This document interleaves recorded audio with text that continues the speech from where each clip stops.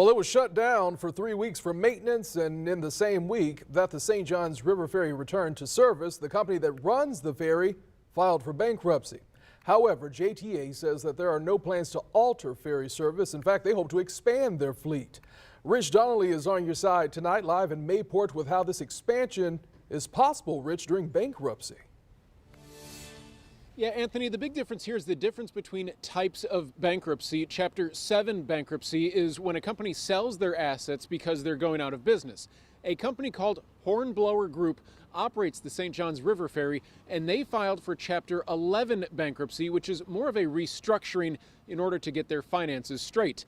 And they say service will not change on the St. John's River. On a typical day, a steady stream of cars line up in Mayport Village. They wait their turn to board after cars from Fort George Island disembark from the St. John's River Ferry.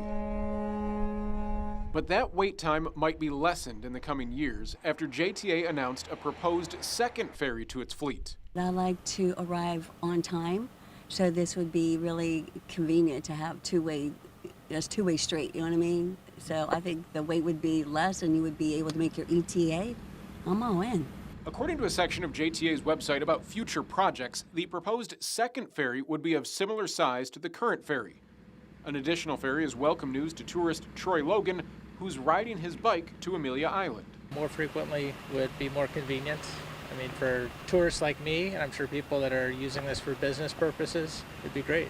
The proposed second ferry is expected to cost $16 million, but Hornblower Group, the company that operates the ferry, announced that they're filing for Chapter 11 bankruptcy. However, Hornblower says this is part of a financial agreement with investors and that there are no changes to transportation services. Part of a statement from their CEO reads, quote, "All of our operations are running normally and we are continuing to serve guests and commuters in Jacksonville without interruption," which is good news for those who rely on the ferry to save themselves a 28-mile drive over the Dames Point Bridge.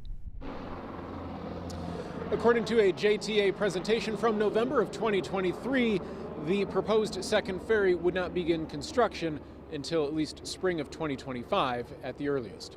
Reporting live in Mayport, Rich Donnelly, First Coast News, on your side.